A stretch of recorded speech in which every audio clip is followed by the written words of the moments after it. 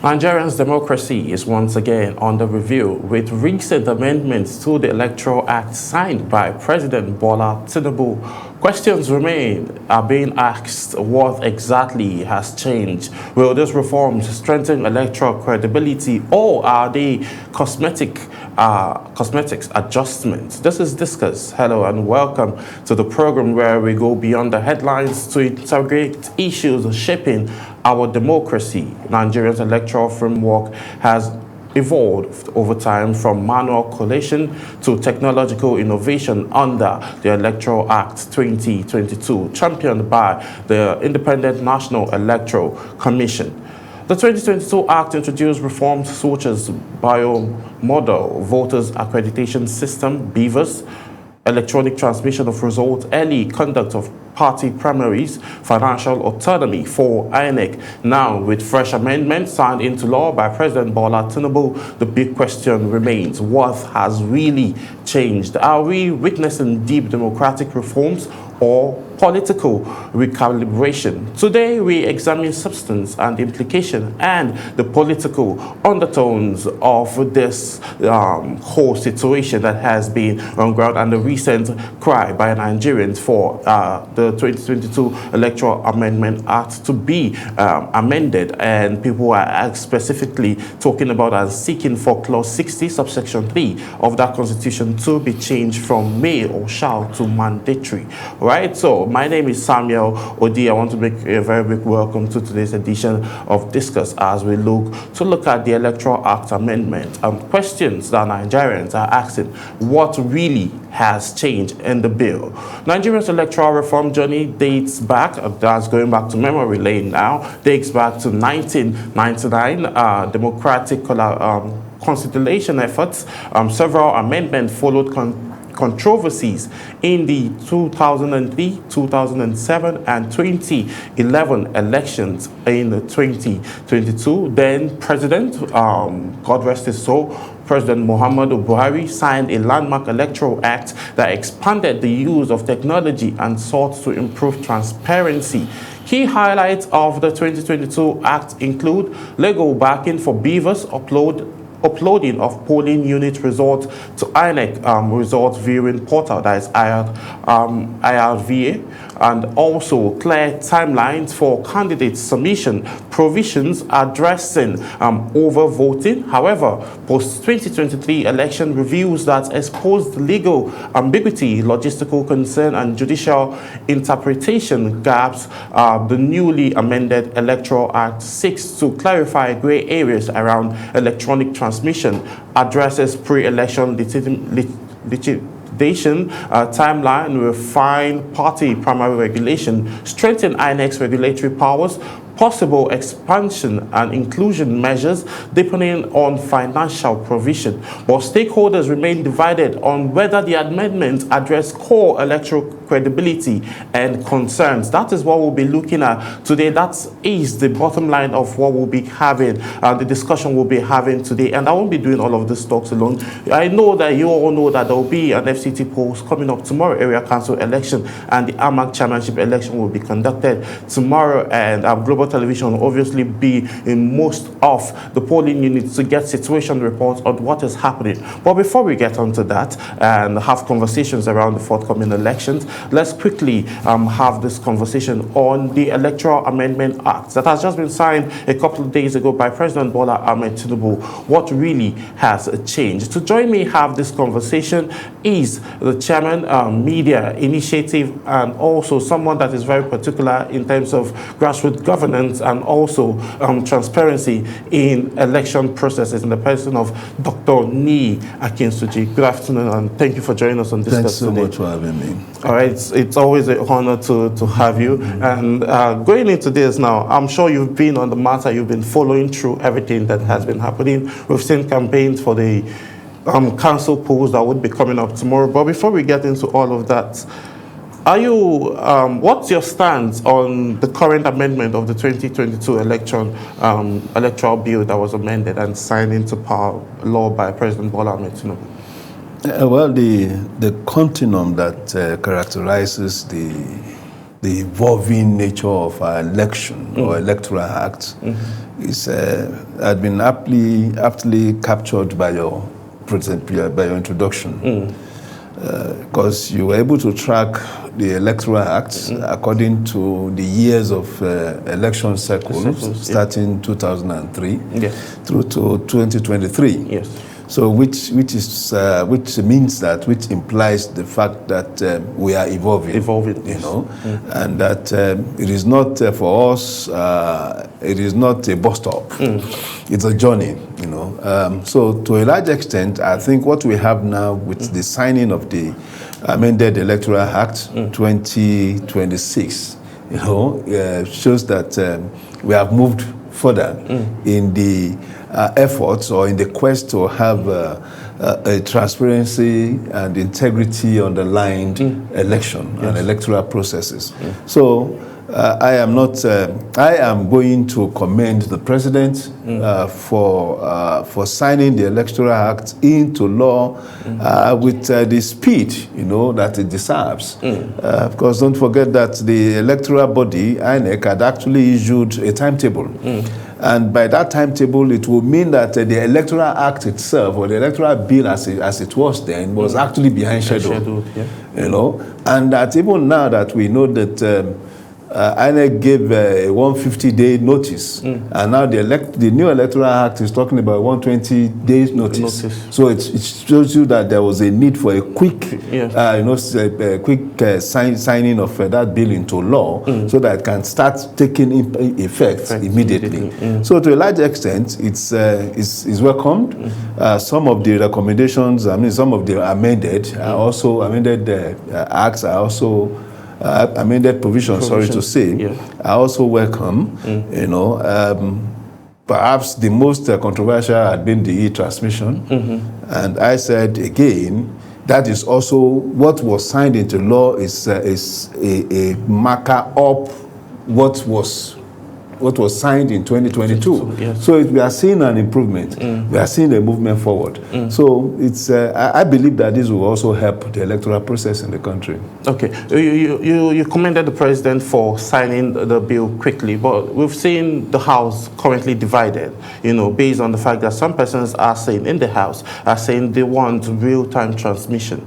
And then what was signed was, yes, there can be real-time transmission, and then in areas where there are no networks, then there will be, you know, a means to move with those results, which a lot of persons have said no, that they do not want that. We've seen protests happening in that light of people saying they want real-time transmission.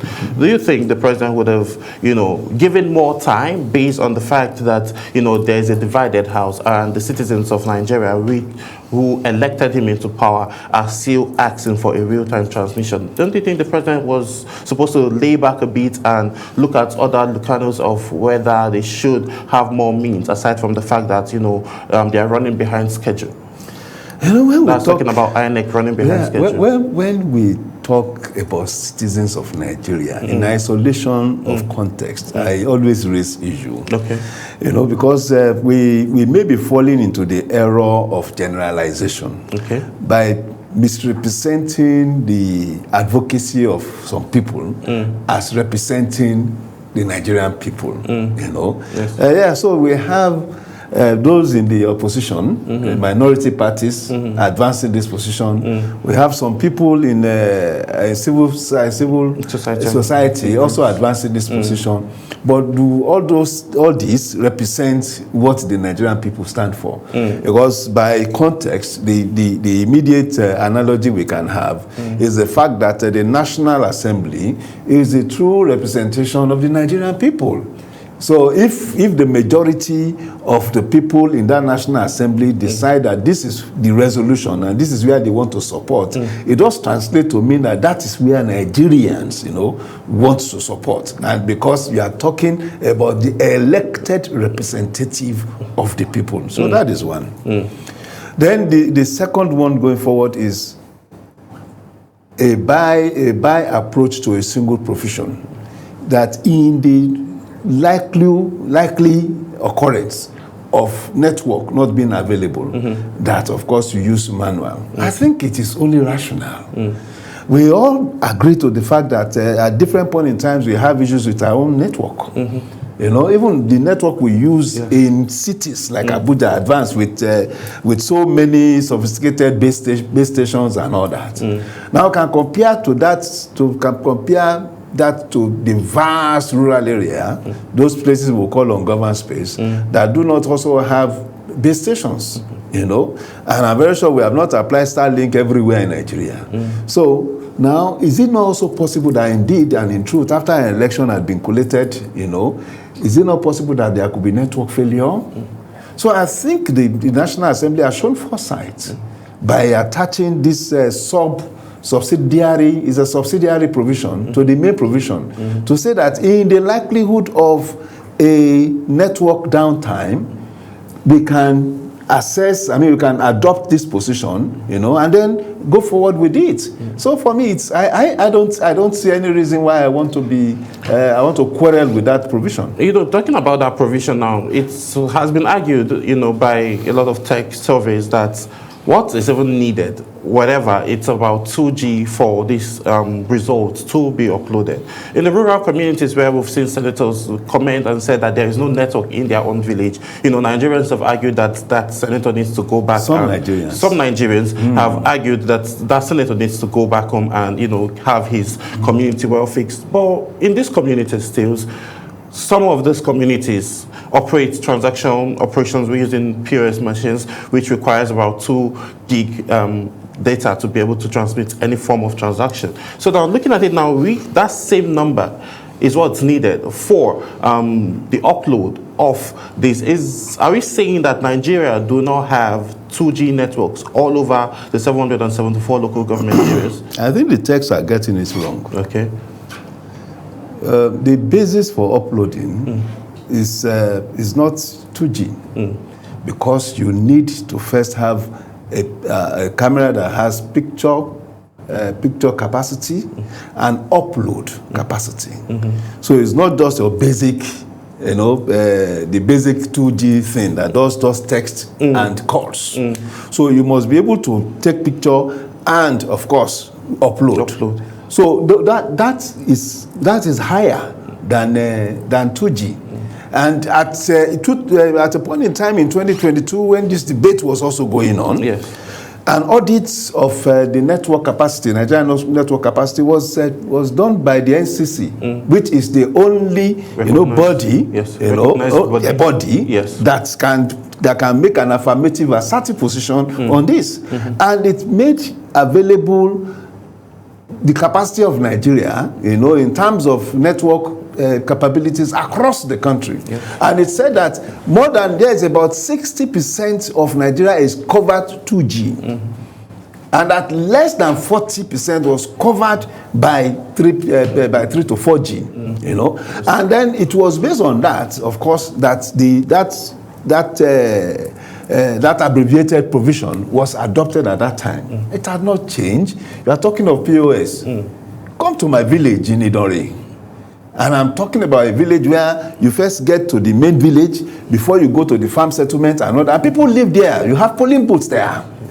That's where the actual real election actually happens. And you have more people living in those areas. And so how do you now define what happened in that situation where people in that area had voted and could not upload their results? Because everybody agreed. I've not heard anybody that said, look, let's do away with Form EC8A. The Form EC8A is the election result itself. Except they are now saying that we need to have electronically driven voting.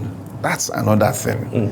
So it means that we have beavers, we have a machine on which we will now print, and that machine will now automatically transmit. But don't you think, So if what we are saying is the infrastructure, the architecture we have now, with the basis, with the foundation on the beavers and the Form EC8A, EC8A, yes, EC8A, it does mean that we must have capability, to be able to take picture and upload.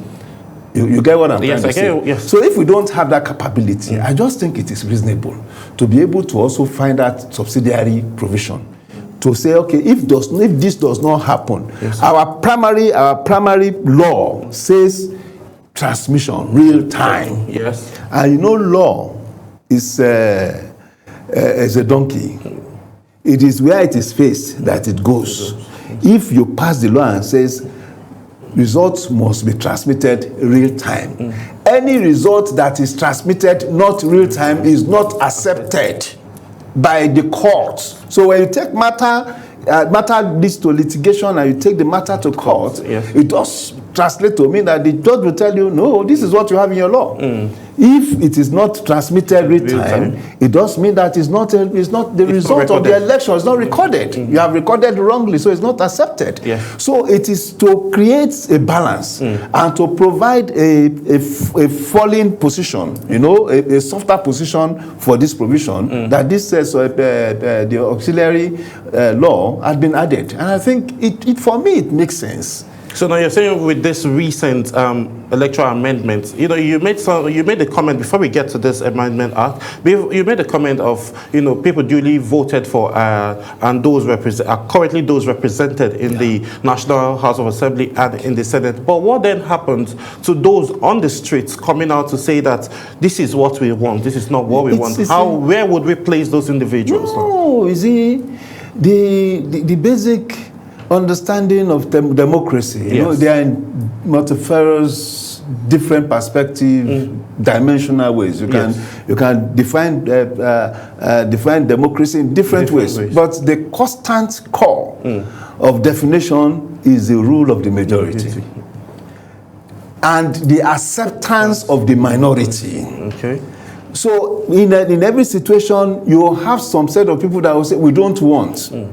But it becomes the law or the tradition or the character of the day if the majority says, we want. You want. So the minority would have their say, as they say, but the majority would have their way. Okay. So that's just the thing. So you are on the streets. I've been on the streets. I grew up on the streets. I was a student. I was the president of a students' union, University of Lagos. Okay. And I know how to get on the street. But getting on the street does not also mean that is what everybody in Nigeria wants. Okay. But from the point of view of our group at that time, this is what we want. Now, if we're able to sell it to Nigerians to accept it, it becomes what the majority of Nigerians wants.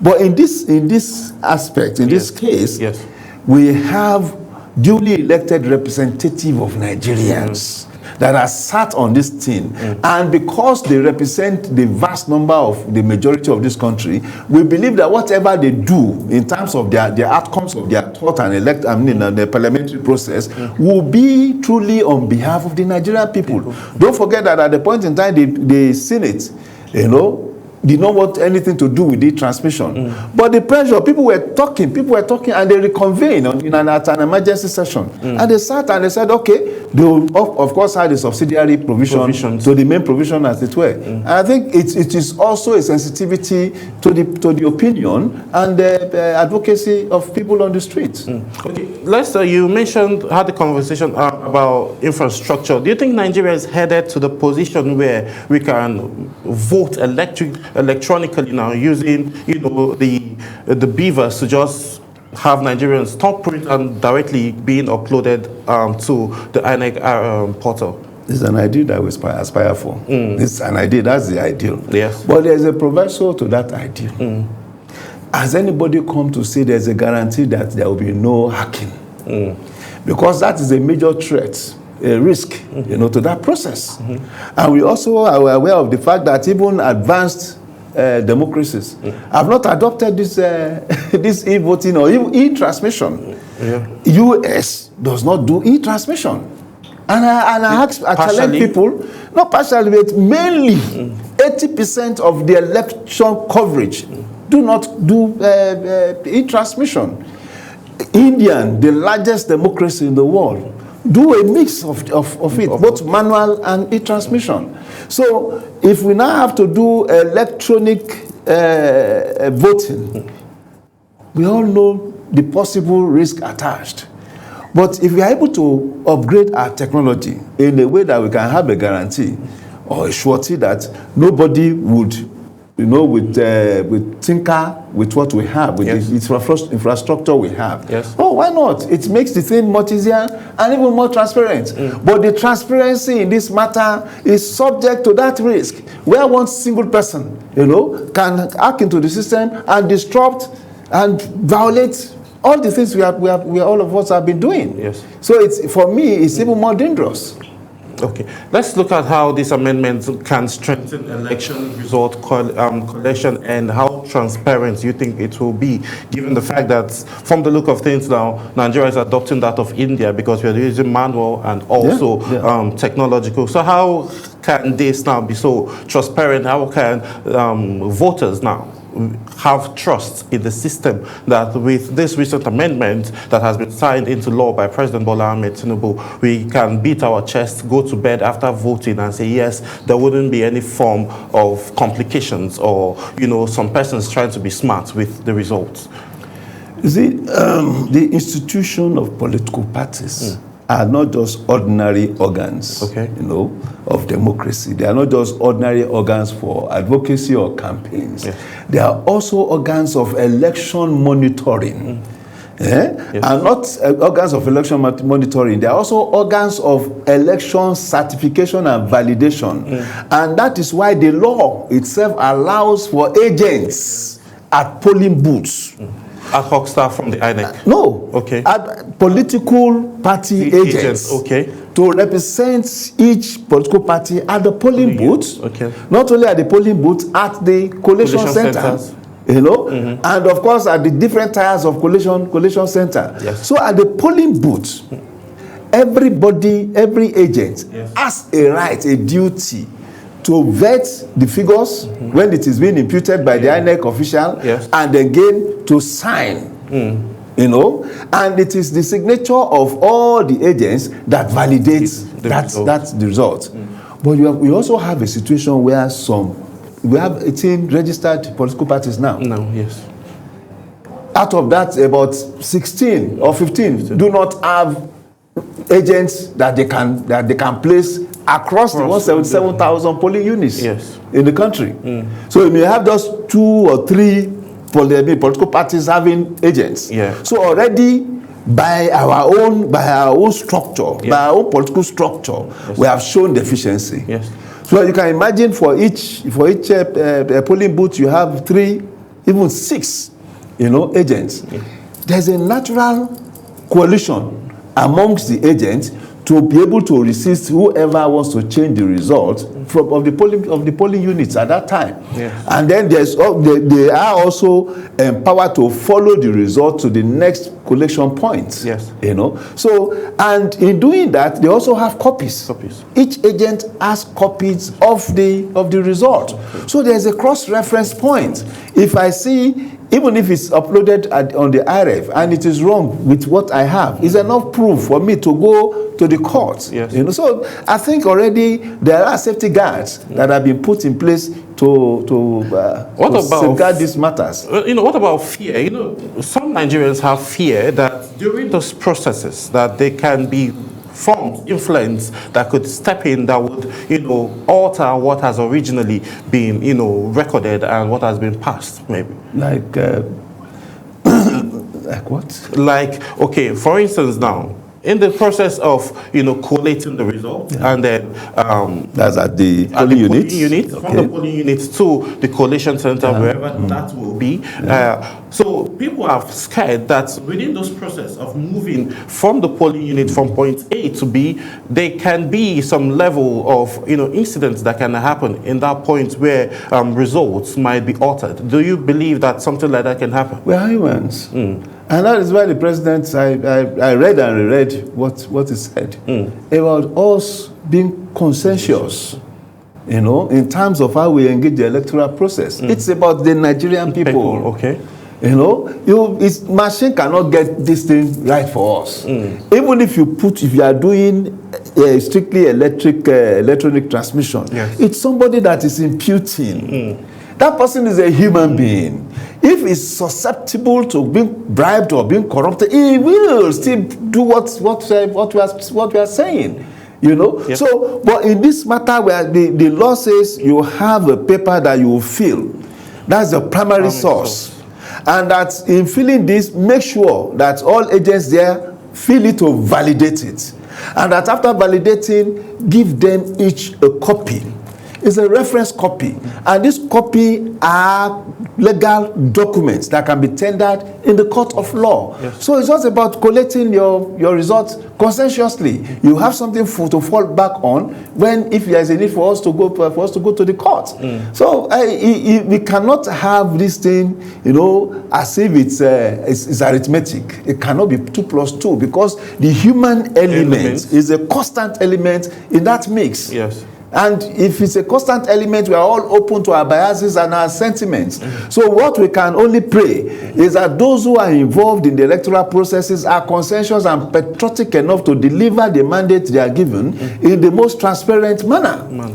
So at the end of the day, it boils down to INEC now and the IT ad hoc staff. We've seen for this coming election now that would be happening tomorrow, aside from this other election, we have other obstacle elections that will be coming up. How integral will it be for INEC to really train and scrutinize IT ad hoc staff? That's a couple of those that would be at the polling units and those that will be in charge. How integral will it be that they do a very well, they do a good due diligence on all of the ad hoc staff that would be actively involved with the elections? I can use tomorrow's election in Abuja for starters as reference. I know that ad hoc staffs were recruited. Yes. After being recruited, they were trained. You know, I actually even followed up on how they were being trained and all that, and I saw the quality of training. You know, they were exposed to. So, in terms of training, the INEC is top. Okay. In terms of recruitment, INEC, and they made their recruitment as neutral as possible. Open a portal, you know. Come and indicate, come and apply. Yes. You know, and there was no basic indices to determine it is only this kind of person we want or that kind of person we want. Yes. Once you qualify at the level of education, your educational qualification and your age. You are accepted. Yes. And I know that they were trained. So those are the basic things that INEC could do. Yes. There is no heart in the face to determine the mindset, as they say back in back in those days. So whoever is now recruited and decided to become rogue, the law itself should deal with that person. We cannot, because of the fear of the black legs amongst us who are in the minority, determined to just overhaul something into irrelevance. Because if we go ahead and insist on this strictly e-transmission thing, it's about creating an irrelevance for ourselves. Because in the truth of the matter is, we would have a situation where we are uploading and the network will not be available. Okay.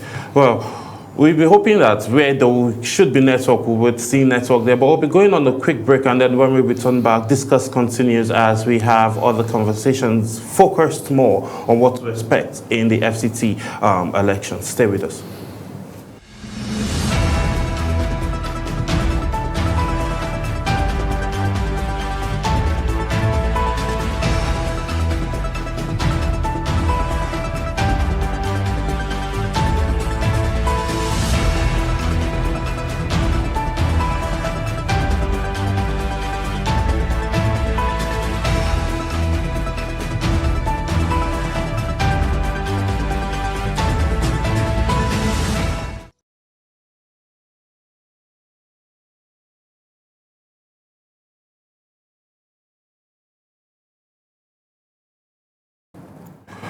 Yes, many thanks for staying with us. If you're just joining, this is Discuss, and I've been having an interesting conversation with Dr. Nee, who has been opening more of our eyes on what the Electoral Amendment Act says and what was passed by President Bola Ahmed Tinubu, but still on the same subject and talking about the FCT polls that will be happening tomorrow.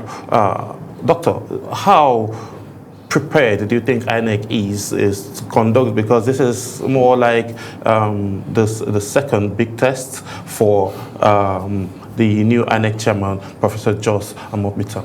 Yes, the second big test. Yes, I think so far so good. One, the election campaigns had gone on very well. Yes. It was peaceful. Because the indication of possible violence that may smear an election process is during the campaign. You manifest that during the campaigns. So I had followed the campaigns and I realized that the campaign had been very, very peaceful. Even so much to the effect that you actually have some chairmen, some party candidates standing down, for the others. Which is actually a good way. I mean, it's a good thing. It's a good quality in the electoral process, because when someone had a ticket and at a point in time believes that he may not have the capacity to go forward and that he has a preference or a preferred candidate that he could work with, it makes the environment, the electoral process more collaborative. And that's how it should be. Now, going into election day, we are not Nostradamus, so we cannot know how tomorrow will be.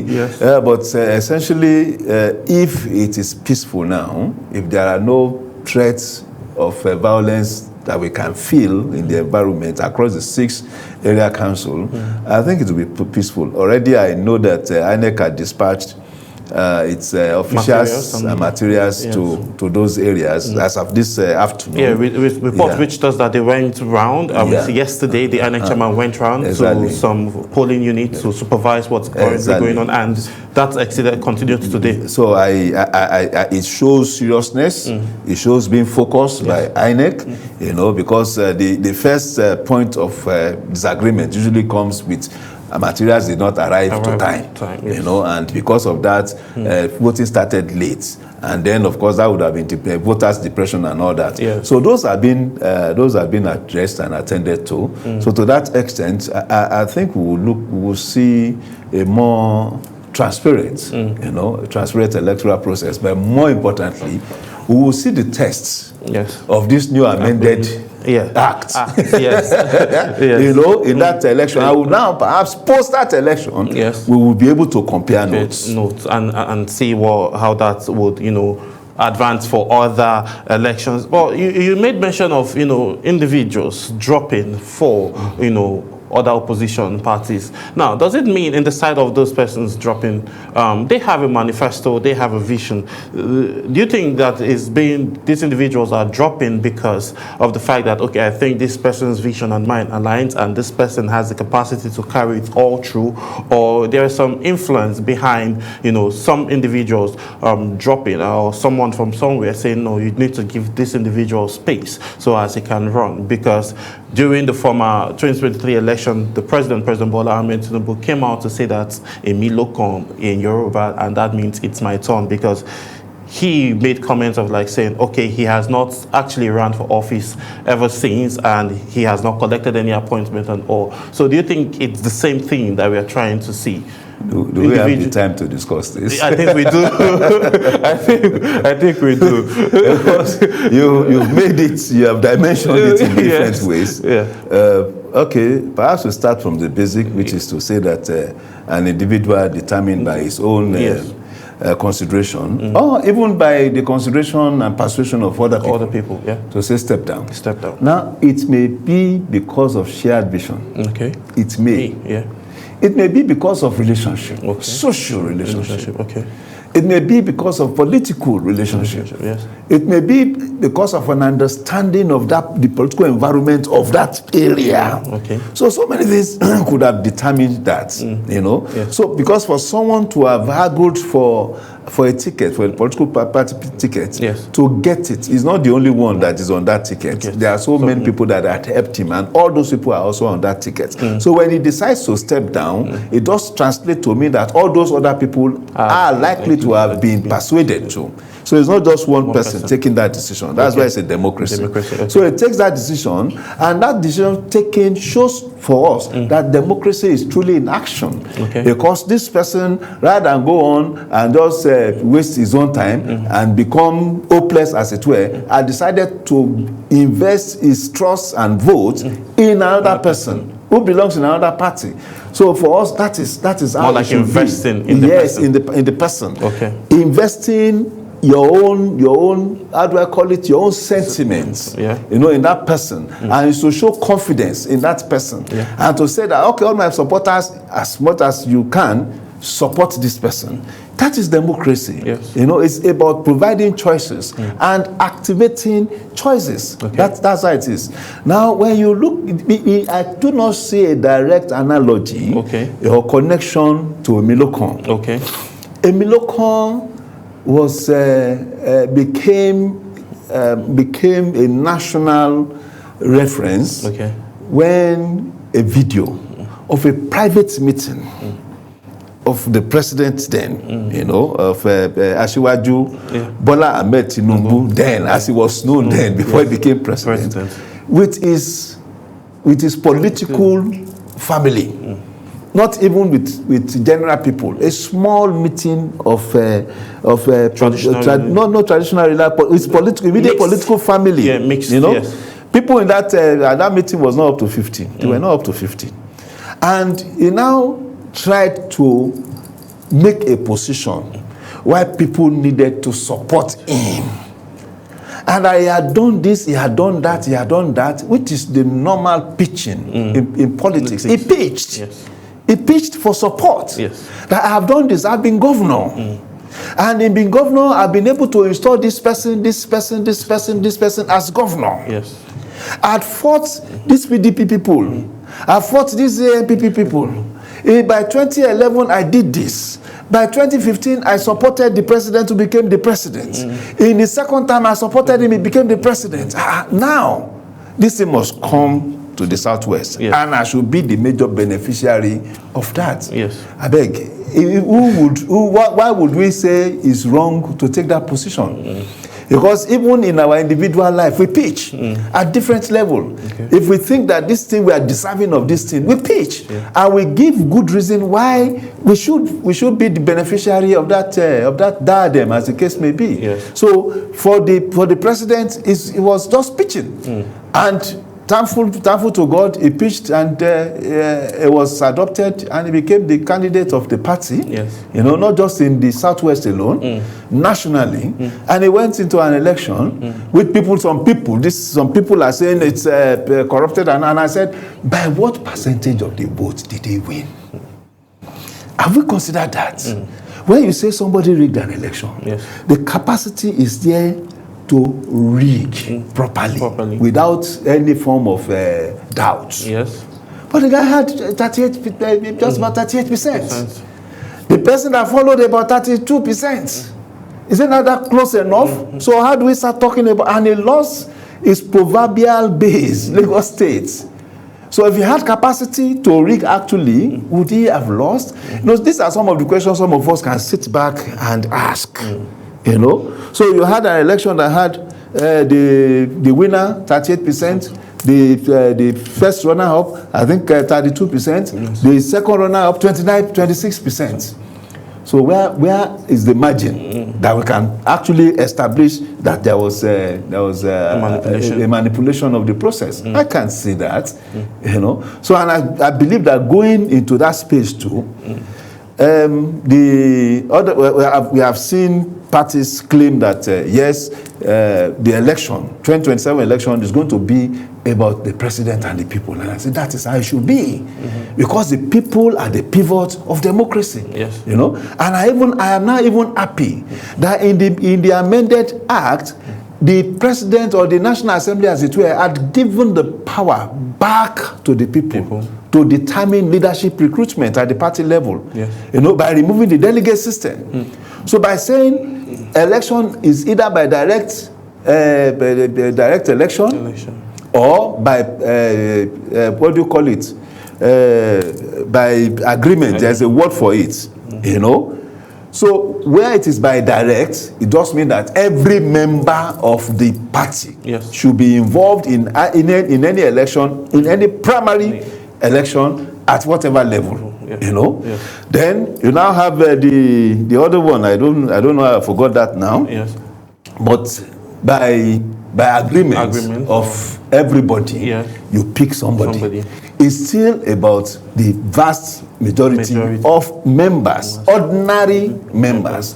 Now it's no longer about some super delegates going to act on behalf of the people. No. This is like the people having more power now. Just more like door to door. Yeah, door to door, more or less. All right. Let's look at the political system now in Nigeria. We've seen the APC fairly being largely dominated, almost having, Nigeria almost having a one-party system, almost. Looking at it now, the delegations of sitting governors, a lot of them have switched camp to the All Progressive Party. Why do you think we're seeing all of this? This always happens during mostly upon election years. We've seen this happen over the years, and most of the times we see the switch of allegiance going into the opposition party. Why do you think it's different now going into the ruling party?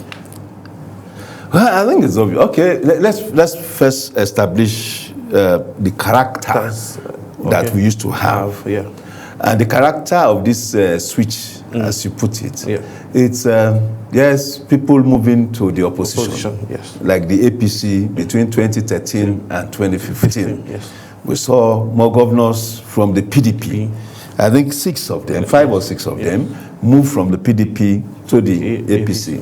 I have about 60 to 70 members of the National Assembly moved from the PDP to the APC. Good.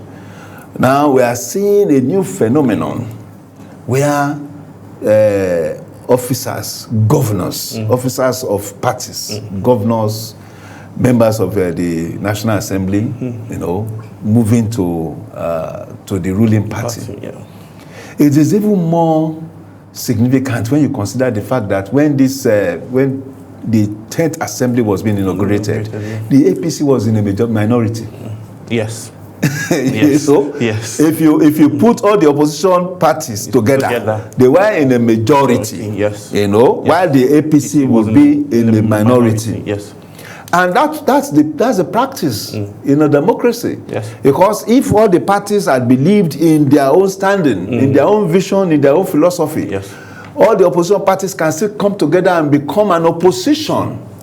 It is about numbers in the National Assembly. So if the ruling party says this is what we want, and all the opposition parties come together, as they are doing now, come together and say, no, this cannot go through. They are not matching up the numbers. So it's the number of the opposition that will determine if the law or whatever is being canvassed by the ruling party would go through.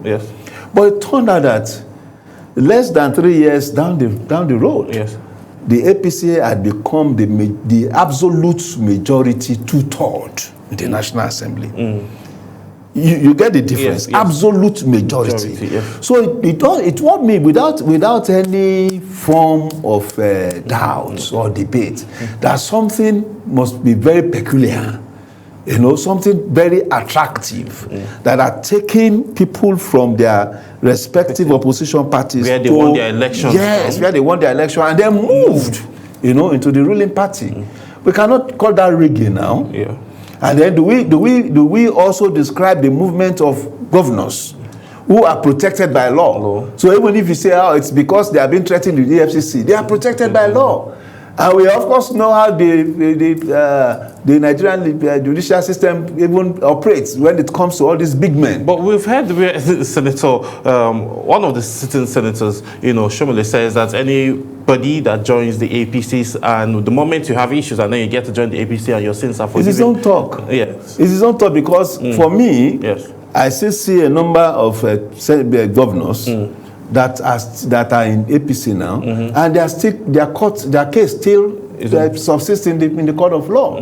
The EFCC is still pursuing their cases, and they have been very active in governance, or even in the ruling party. So whatever Senator Oshomole says is a politician, and what is said must have been suitable for the particular circumstance that it delivered on that.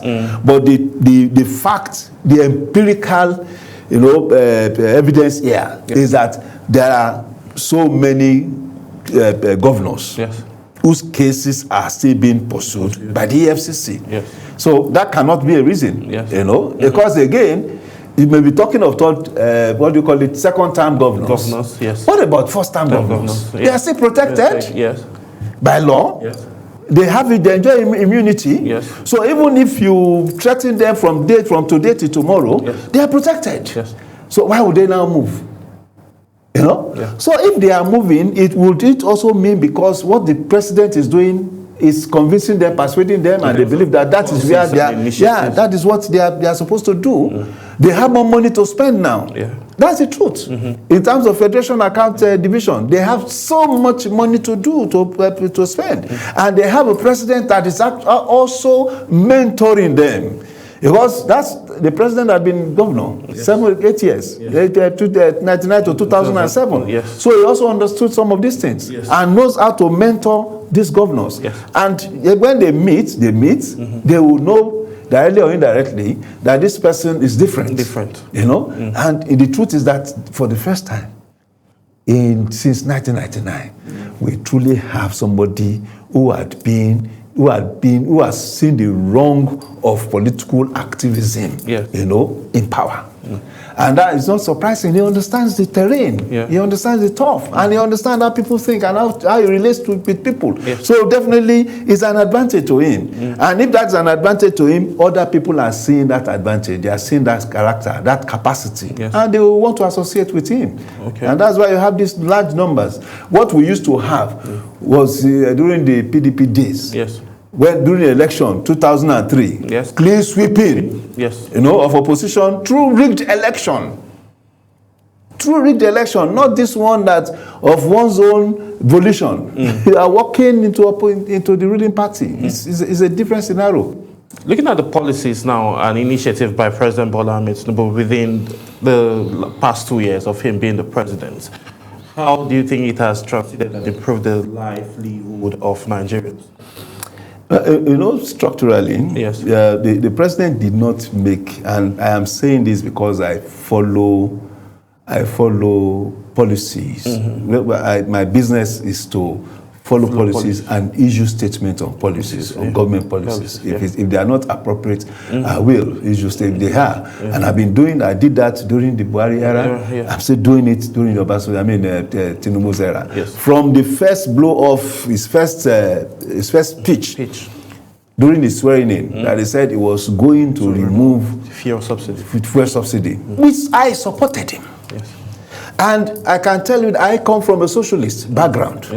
That should appreciate this. But when you also extend that policy of fuel subsidy, you will know that at that time it has no effect, no positive consequence for the Nigerian people, and that the only thing to do going forward was to remove. And he removed that, and even while some of us were not even too conscious of the impact of the foreign exchange rate, he got it and said, okay, 2 weeks after the removal, we are going to realign this thing. Let's have one form of pricing. At the most, 2 forms of pricing for our foreign exchange. The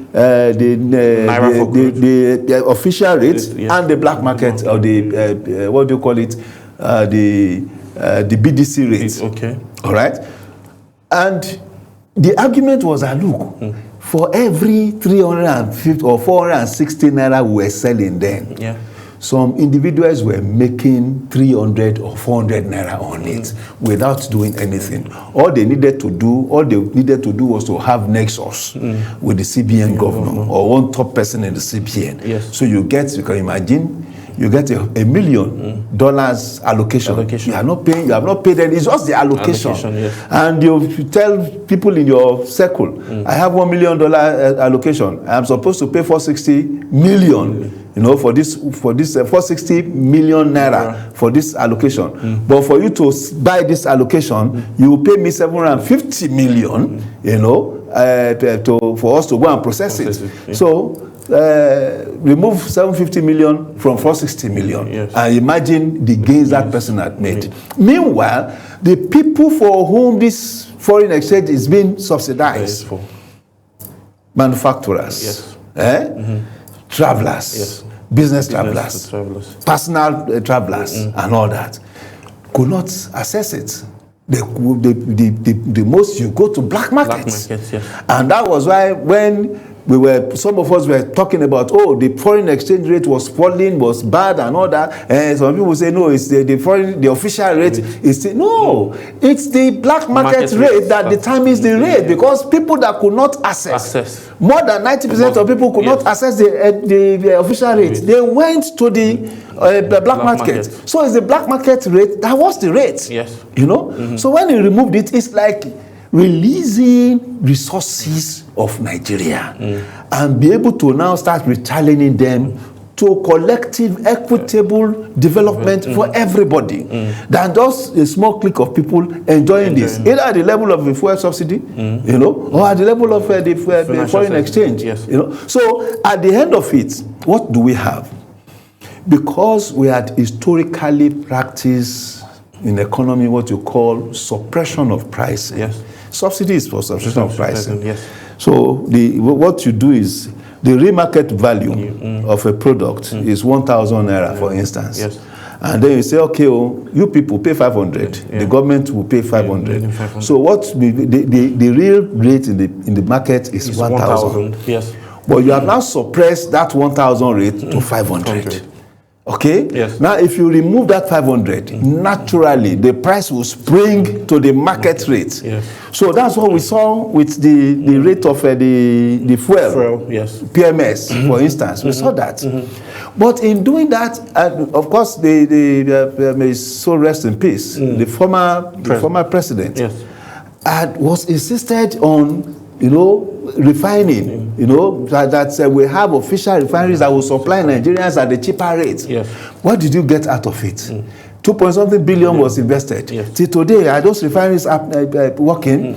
The problem with suppressed pricing is that it will be inefficient, the supply will be inefficient. The pricing will be inefficient.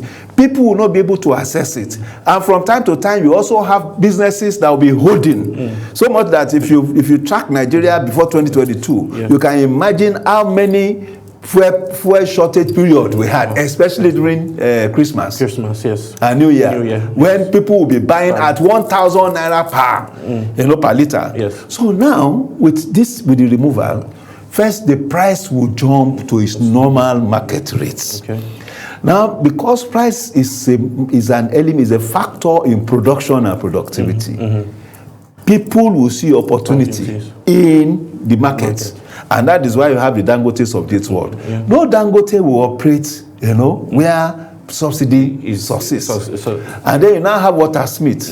You have BUA now going into it. You can, in the next 2 years, yes. Nigeria will be a net producer, of PMS and other products. Okay. So what we are seeing is that we have graduated, or rather we have moved from that phase of difficulty, where prices jump to its normal market rate, either at the level of the foreign exchange, at the level of what we buy dollars now, or at the price of white products, processed products and all that. So then you will now see we are seeing more of supplies, and because we are seeing more of supplies, prices are falling. Foreign exchange supply has increased, and because of that, the naira is appreciating. As the naira is appreciating, products that we used to import and they were costly back in those days are also reflecting reduction because of the appreciation of the naira. So as we go forward, we'll be seeing the manifestation of the policies, as it were. But most importantly, we have removed the bulwark of corruption. Because all these things we are talking, fuel subsidy, foreign exchange, they are the bulwark of corruption. People just need connection to make millions. All right. As we get set to wrap up, just give us your final take in 2 minutes on what you're expecting to see in terms of people going out to vote tomorrow. What's your advice for voters tomorrow? You know, the irony is that over the last 3 election cycles, yes, in the Abuja Area Council, opposition had always won. Yeah.